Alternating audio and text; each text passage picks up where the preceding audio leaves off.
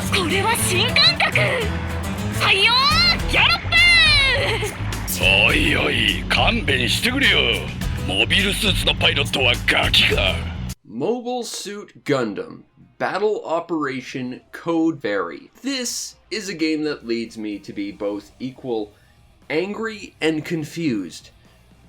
Angry because this is basically emblematic of all Western released Gundam games since they started doing that again. They're all awful, with maybe the exception of SD Gundam Alliance. I've not played that one. That one actually looks pretty fun though. I'll give them that much credit. But seriously, New Gundam Breaker was a joke. Gundam Versus was everything wrong with Gundam Versus, since it stopped being exactly what Gundam Versus Zeta was. The Battle Operation games were exactly what they were. And then this exists in the bizarre state it does. And then that leads me to my confusion, which is, what is this? Why does it exist in the state it does? And how did this happen? And I'm still not sure I have any answers for any of that, and I've played the entire thing. So, let's go back to my confusion. See, I saw this on PSN on sale and was thoroughly confused because Gundam Battle Operation and its sequel Battle Operation 2, which is tied into this game, are free-to-play third-person Gundam shooters that are heavily powered by gatcha. I've played both for very small amounts of time, and I don't care for either of them. Also, unless you're willing to pay a lot of money, you're probably going to be trundling along in Izaku while everyone else is rocking up in various different forms of Pale Riders that are all existing just to give Premium Bandai a way to charge $100 for a mobile suit figure I would really like to have, but holy crap, why is the Pale Rider exclusive to Premium Bandai? And I already own 2 of them. Okay, my frustration with that aside, trust me, it probably won't be gone for long. Seriously, Premium Bandai, you're the worst. This is not a free-to-play game. This is a paid tie-in game. You don't need Battle Operation, which is free, to play this thing. It's standalone, but it is a paid single-player experience that was released episodically. Everything about this is confusing to me so far, but yeah, so for some reason they thought it would be a good idea to release a single-player standalone game based on a multiplayer-only game that had no AI characters whatsoever, so that's concerning for a lot of reasons. And then they decided to release it episodically. Yeah, this whole thing is a mess, isn't it? Yep, it is. So the story to Gundam Battle Operation Code Fairy is, oh my god, I don't care about the story to this game at all. That's coming from a Gundam fan who can at least find something in pretty much any Gundam story to get interested in. I don't care for Gundam Seed, I'll watch the story to Gundam Seed. I'm the guy who actually watched all of Gundam Age, and to be fair, while it's the shortest part, Part 2, Gundam Age, that's actually really quite good. Great protagonist. I'm the guy who even feigned to give Reconquista in G's story a chance. Didn't make any sense and I hated every step of it, but I was at least willing to give that nightmare a chance. This story is, I think, the first time I've ever seen a Gundam story that I care nothing about. And it's because it's all over the place and has zero consistency. Of course, at the start we have to be reminded about how Zeon's fighting for independence and they kind of blew up Australia. Something, Mobile Suit Battles, something, war is bad. And I'm pretty sure they're actually using cutscenes from PS3 games in here, and I'm saying that because I'm pretty sure I have those PS3 games. Yup, found them! They swiped like 30 seconds of footage at least from Mobile Suit Gundam side stories, and then they like put a terrible sepia noise filter over top of it to make it look like they didn't take footage from a game that had a lower video quality than this one. It's noticeable. And, yeah, I noticed it. And now you get to notice it. But, like, why? Why do this? On top of the fact that it just makes your cutscenes look lower quality overall, if you're gonna be mixing it with relatively newer footage anyway, just remake the cutscene. You didn't need to go and steal the footage from an older game. It's noticeable. It just continues to add to the visual inconsistency of this game and makes everything look cheap. And for what benefit? 30 seconds of footage that you don't have to animate? It's not worth it. Heck, if you want to really rub salt in the wounds, Mobile Suit Gundam Side Stories, the game that this steals its cutscene footage from, was in and of itself a compilation of older games, and they bothered to recreate those cutscenes brand new for it. And for me, the person actually interacting with this, all that it really accomplishes is reminding me that the PS3 had way better Gundam games that we never got. And if I'm thinking that Side Stories is way better than this, you've got problems. But then the game tone shifts entirely. The plot follows a newly formed experimental squadron known as Noisy Fairy. And they're experimental because I guess Xeon wanted to see if an all-female group would actually be good. I'm not joking, that's kind of their whole shtick for why they exist, which Xeon must have a really low opinion of women, which is concerning for a lot of reasons. But yeah, you're playing an experimental all-women squadron that kind of has a weird sort of stance in the story in that they don't really affect anything. They don't really have any big major changes. They have nothing to do with the story because this has to be a side story. But like, when you're in the mobile suits and in gameplay, it's actually kind of a war story. And the moment you're out of it, it's completely unrelated cute girls doing cute things cutely. And has nothing to do with anything. Like, I swear there is a post-battle cutscene about girls just eating cupcakes because it's Halloween. For some reason, that deserves a cutscene. Also, what's really weird is when you start a level, you are then presented with a full anime opening that is way too long, and you have to watch it every single time for every single episode. You also have to watch an episode recap at the end of every single level. Now, it would make sense to maybe do this for every single, individual purchasable chapter of the game, but no, just every single level. You will have to sit here and either skip through this nonsense, or watch it and waste a lot of time. At the end of every single level, you have to endure a credit sequence as well. And again, you can skip it, but the fact that it's there, and it's there for every single level, is just screaming how much of a blatant waste of time it's trying to be. To give you a better understanding of exactly how much of a time waster this game is, I just played through the second level of the game from the preview chapter of the previous level. Between the preview to the next chapter and the actual mission that it encompasses, it was about 13 and a half minutes of sitting around waiting for stuff to happen. Just watching cutscenes and people talking about nothing and trying to add, previews, and we have to add an episode opener because we want to make it like an anime or something, but it drags on so long. That is 13 and a half minutes for every single level, and you have to understand, there's only 15 levels, and each level is timed. I don't think any level in the game exceeds 10 minutes. You are, if you watch all this stuff, actively spending more time waiting for actual stuff to happen than actually playing it. That's how much of a total time waste this is. It's amazing. I knew it was a long time, but now I'm actually sitting here and, point A to point B recording all of it, it's just mind-blowing how much of a time waste it is. I'm getting angrier about this by the moment. You also get a bizarre screen that asks you if you want to continue playing on the difficulty you're currently on every single time you clear a level. Bear in mind, you have to select the difficulty when you start a level too. Why? Why any of this?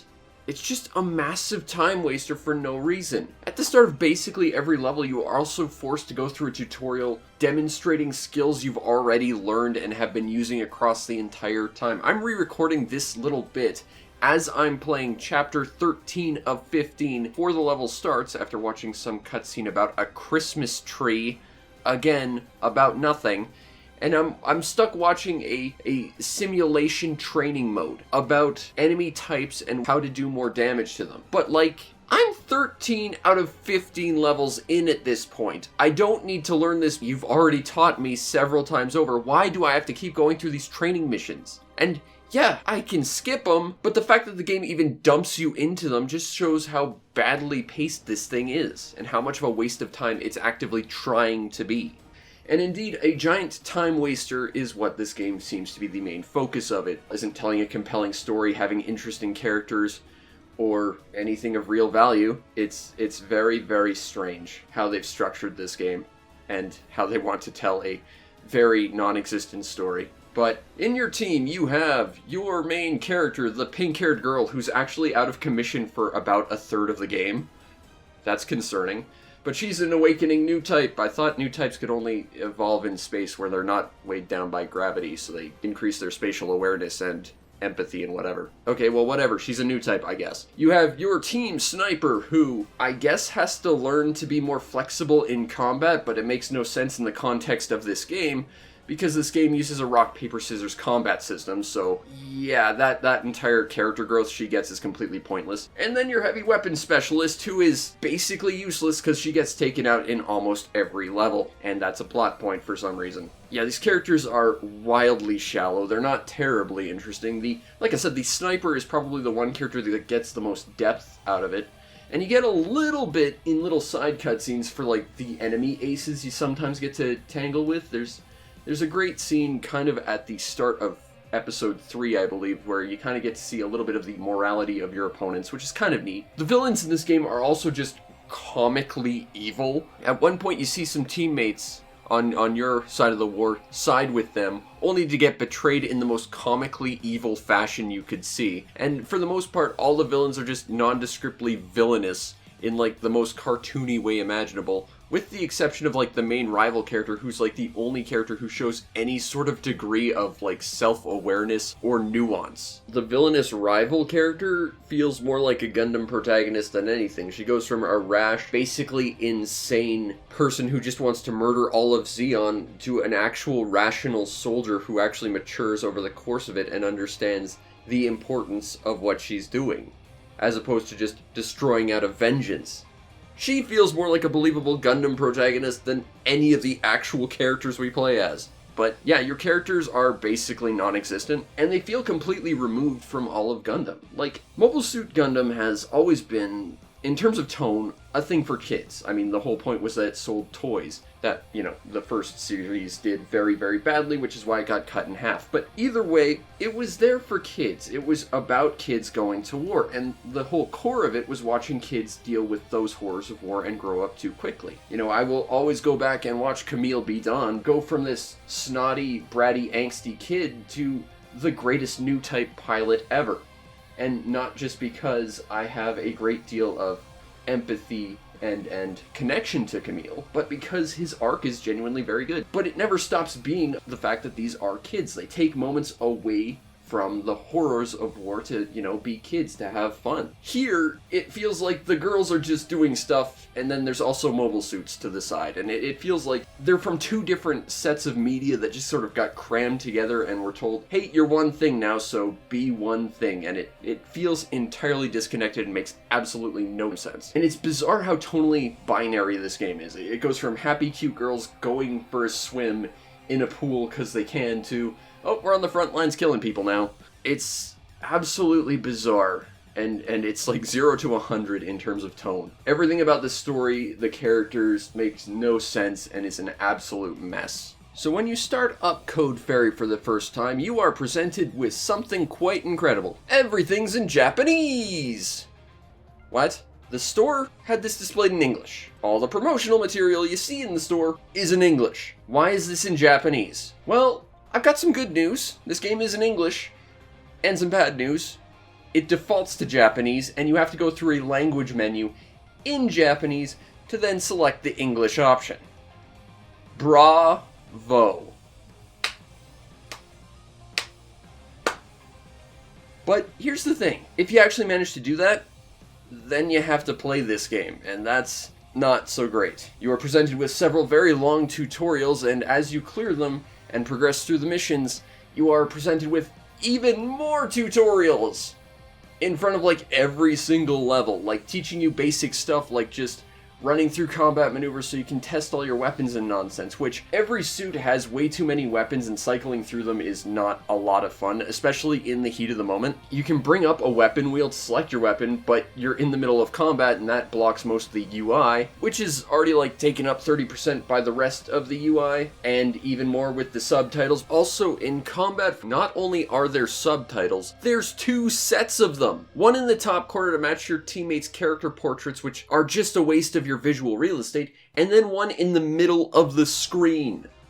What is up with this? Like, the game is actively trying to make it so you can't see anything. Unless you, like, I guess play in Japanese and turn the subtitles off or something, which again shows that this wasn't localized very well. How much thought actually went into this game? Because it feels like very little. This feels ultimately like slapped together to try and make some extra money and also kind of cross-promote the freemium multiplayer thing. That's what this game feels like, and it makes me angry on so many different levels. Like, if you actively activate your weapon wheel and have all that stuff on screen at once, including both sets of subtitles, you have maybe 40% of your visual real estate left, and that is unacceptable. You get very, very little to see, especially if you're swapping weapons. You can quick swap them by just button mashing the right bumper, but it's not great. I found myself spending most of the game just swapping weapons instead of actually, fighting with them, which isn't particularly fun, although fighting in this game isn't particularly fun to begin with either.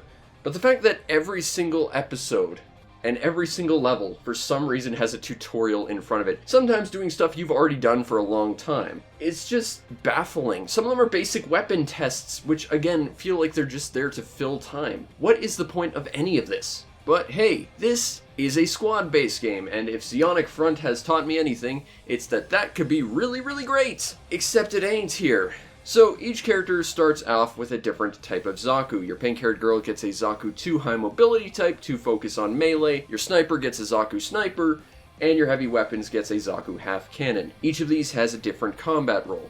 You have your high mobility type is a melee attacker and therefore is better against ranged attackers. Heavy weapons characters are better against melee attackers, and snipers are better against heavy weapons. This is why the whole nonsense about learning combat flexibility makes no sense in the context of this game.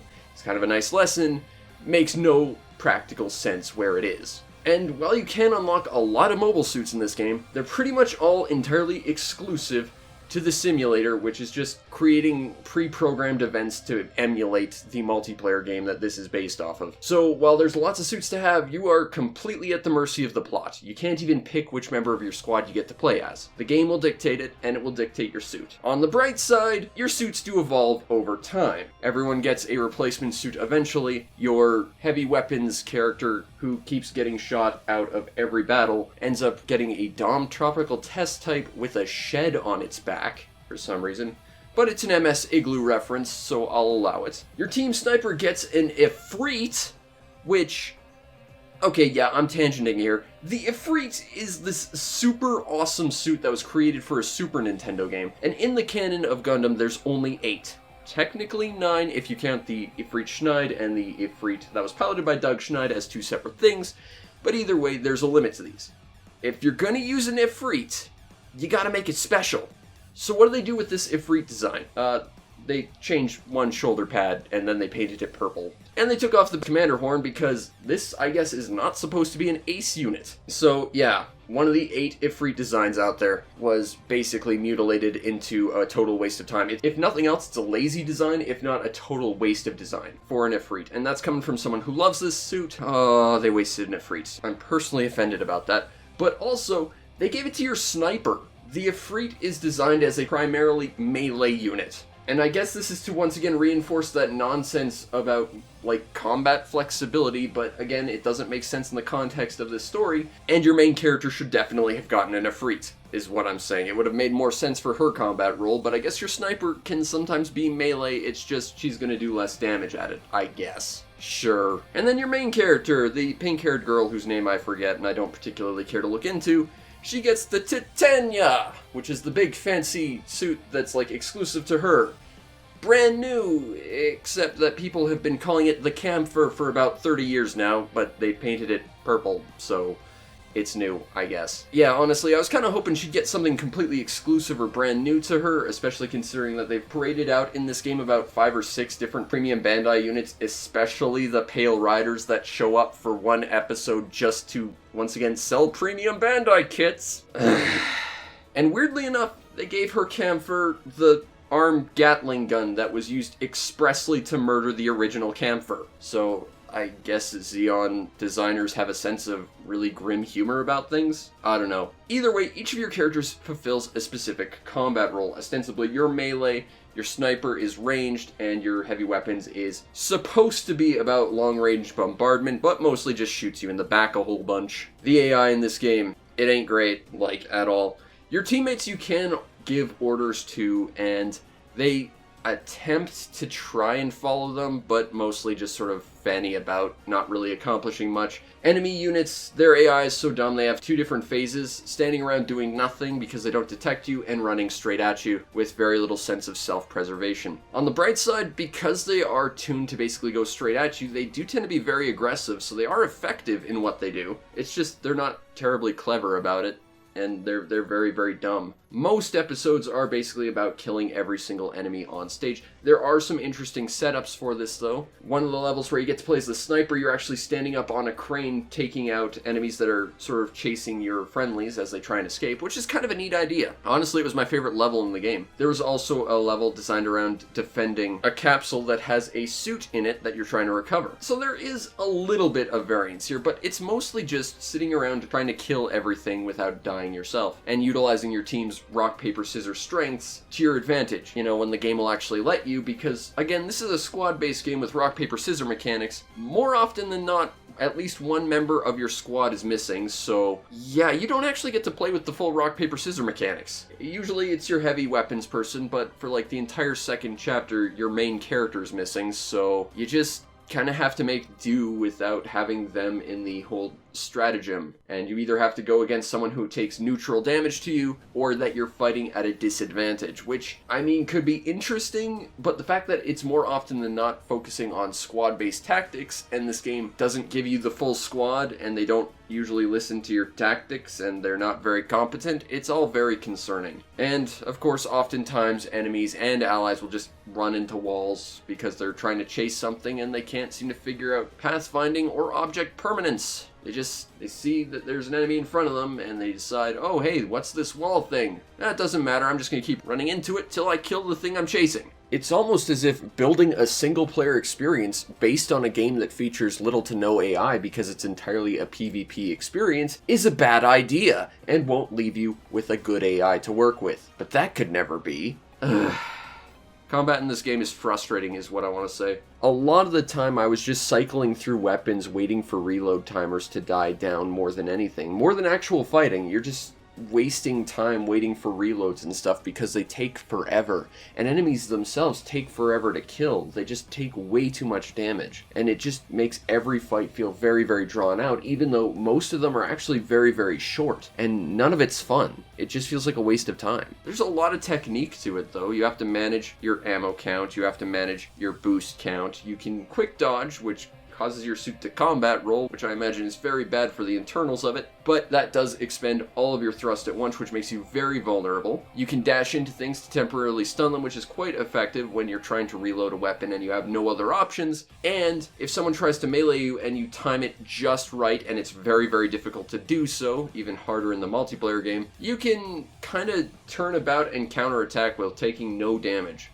And this becomes really important later on when you fight the boss battle characters that desperately try to melee you more than anything else. I know it's weird for me to be positive about this, but there is a really neat feature in that there is sectional damage to your head and legs, and if your legs get knocked out or you take out an enemy's legs, they actually have trouble moving around and evading at high speeds. That's actually really cool. It's kind of a shame it's pretty much only your legs and head, but still, the fact that there is a sectional damage system, that's actually really cool. There's a linking option that allows you to tell exactly which enemy you want your teammates to attack, and if they do attack, you can actually stack bonus damage on them. That's actually quite cool, but because most of your squad is usually, you know, not with your squad, you can't actually capitalize on that terribly effectively. And of course that's reliant on the AI actually doing anything and not getting stuck on the environment, which happens quite frequently. Basically, gameplay to Battle Operation Codeberry is a total mess. It's playable, but that's about the biggest compliment I can give it.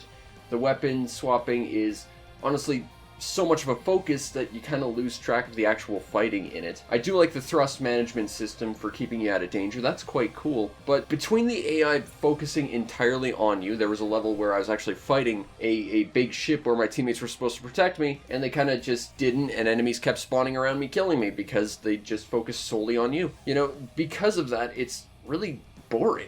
You've got enemies constantly chasing you, and while you can go after them, it takes forever to kill them, and a vast majority of the levels feel very, very samey and bland. It is at its core a very samey and bland experience. and it doesn't feel like there was really all that much effort put into it, with the exception of maybe the simulator, which is basically designed to emulate the events of the multiplayer experience. But they give you some like pre-made situations and scenarios and challenges to go through, and that genuinely felt like the only part of the game which gave you an interesting and bespoke experience, even though it was, again, very samey and not terribly interesting. Seeing all these suits that I unlocked by beating challenges was great, except that I couldn't use any of them because they were relegated only to the simulator. And I mean, the simulator basically exists to make you want to play as these suits more so that you'll go over to the multiplayer game and spend money to get them. And you're just stuck with the same suit that your character is dictated by the plot to have.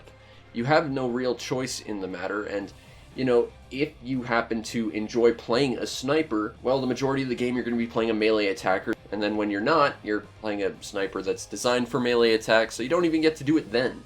There's like one level where you get to play that sniper. When you want to play a heavy weapons character, there's like one level dedicated to that. And then the rest of the time you're just playing a melee attacker. You know, if you're not about being up close and personal with your combat, you're going to be disappointed in this. You don't get to pick your combat role. You don't get to pick your suit, you don't get to pick your character, you're just kind of stuck with whatever they give you. You do get to modify them and upgrade them, but that's based on completing challenges that are only available on a harder difficulty than easy, not that they're really all that much different. They just add extra mission requirements to just defeat the level fast enough or don't take enough damage. But, you know, when you sit here upgrading your suit, the upgrades are so minimal that it rarely ever feels impactful. Some of the upgrades you get don't even make any sense either, like, for some reason you get a lot of shield health upgrades, and it's neat that you can blow off shields off things that have them, but having shield upgrades for Xeon suits that, with maybe the exception of the Zaku Halfcan that had like a shoulder thing that might have been a shield, none of these suits have shields! What's the point of these upgrades? Well, actually, the only point is that they exist to, again,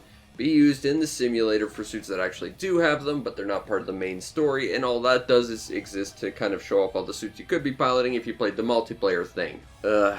And the entire time your teammates are chittering away in the background, and it's just frustrating and annoying, and I just want to deal with menus, but the menus are over-designed. Everything about this game is basically frustrating from a gameplay perspective, and when it's not, it's aggressively average at best. You'll also notice that this game blocks all recording natively on a PlayStation outside of the title screen and the main menu. So there's a good chance that this video is gonna get hit by a copyright claim. Awesome! Or, you know, maybe Bandai's just really ashamed of this and doesn't want people easily talking about this by using the built-in share stuff. Either way, it's not a great look, and it's more obnoxious than anything. Now the presentation too, codename fairy something whatever this was, it ain't good. And it's also terribly inconsistent. When you're in the menus and like in the base in the story, everything has this bizarre Valkyria Chronicles-esque pencil crayon cross-hatch like filter over top of it that just makes it look very bizarre and out of place. That's present nowhere else in the game. There's points where the game will switch to practical 2D animation and things suddenly actually look good, but then the rest of the time everything just looks awful. This game also features a horribly egregious amount of pop, and it is super noticeable. Try to not look too hard at this game when you play it. The humanoid characters move around like robots, and weirdly enough, the mobile suits are over-animated. Somehow they've managed to expertly control their mobile suits to the point where they'll do anime-style overreactions and pratfalls and stuff. And why? Again, just to further prove how atonal this game is, I guess. But everything just looks weirdly inconsistent, and none of it looks cohesive or good. The environments themselves are very bland and nondescript, and this game, I mean, it is a war game, so there's a lot of brown and gray and not terribly much else in terms of color, which isn't great. Aside from, like, the purple on your suits, I guess. The GUI, no matter if you're looking at the menus or in-game, in-battle stuff, is over-designed and way too busy. Frequently, the girls will chatter over all the menus, which just makes it more and more frustrating. And none of this is dubbed, so you have to read subtitles if you actually care about all this, which is extremely painful in combat, because then you have a subtitle text box that pops up taking up more visual real estate. And a lot of your visual real estate is already taken up. Again, if you're not using like your weapon wheel or whatever, you still have pictures of both your teammates talking in the corner for reasons that they shouldn't be there. That's space that could be used for something else that would save more important space anywhere else. Everything here is over-designed and not practical in any way, and it's actually hard to see what you're actually doing through all the quote-unquote style this game tries to visually push on you. It's frustrating, and it's honestly kind of ugly and distracting. Not to mention it deeply impacts how you actually play the game when you can't actually see what you're doing, or you need to read a text box figuring out what your next goal is, except you're getting shot at and you just got exploded because they couldn't be bothered to dub this. Audio-wise, this is where it actually gets good. The soundtrack to this game is actually really quite solid, though. I'll give them that much credit, and the voice acting is well done. Again, they probably should have dubbed it so we didn't have to spend time in combat getting shot reading subtitles, but at the very least, it's well voice acted. And that's good. The voice actors actually know how to act, in spite of the fact that their characters are more robotic than the actual suits they're piloting. It's really weird when a mobile suit is more visually expressive than the planks of wood piloting them, but, you know, that's the world of Code Fairy, I guess. Either way, the presentation is visually not very good, but audibly, you know, it feels okay. But I wouldn't recommend this based on its presentation either. Now, if you want a copy of Mobile Suit Gundam Battle Operation Code Fairy on the PlayStation 4, don't do it. But if you really want to, you got some options. You've got a standard edition that takes all the episodes and charges you about $60 for them, which is a bit rough, to say the least, given the quality of this game. You have a deluxe edition, which is $80, and has some unlockable stuff for the multiplayer game, which probably makes this the only version that anyone would care about, I would imagine. And then you can buy it episodically, with every single episode costing $27. On the bright side, the deluxe edition and the standard edition tend to go on sale pretty frequently, and then like a week after the deluxe edition goes on sale, usually the standard, and then like each episode individually. So, you know, if you really want this, you know, wait till the version you want comes out, and then just wait a week, and then you'll probably get it cheaper in some way, shape, or form. That said, I can't really recommend this to anyone except maybe like the hardcore fans of the multiplayer game, because, like I said, you get some unlockables for that if you buy the big, expensive edition. And if you play that game, then you unlock some stuff for this game, but it's just a couple of, like, simulator missions, whereas, you know, buying this gets you the actual suits when you progress in this game, in the multiplayer game, so that's far more significant. But would I recommend this in any real capacity? As a Gundam fan, absolutely not. This game is an absolute travesty. It is slow-paced, it is boring, it is bland. There's very few levels that are actually terribly interesting. You have no control over your suit you pilot, you have no control over the character you pilot, and everything is just boring. The game gives you, like, equipment to put on your suit, but you never get to swap really your weapons out. You're kind of stuck with your main loadout the entire time. You just get slightly more powerful variants, and if those aren't weapons that gel with you, too bad. It's a game that's supposed to be squad-based, but your squad is so dumb or often removed that you don't get to take advantage of really any of the unique mechanics this game actually tries to present. And then it tries to tell a story that isn't worth paying any attention to. And again, that's coming from someone who put up with a lot of different Gundam nonsense over the years. This is the first time I have ever not cared about Gundam in some capacity. This story is an absolute joke, everything is disconnected from one another, and this is an absolute nightmare of a game. And this video is probably going to get taken down by copyright because Bandai be that way. So, you know, hit up the Patreon so I can at least make money doing my job today. But this has been Battle Operation Code Fairy, a game you probably shouldn't play because it's at best a massive waste of time, and at worst just an utter nightmare to play.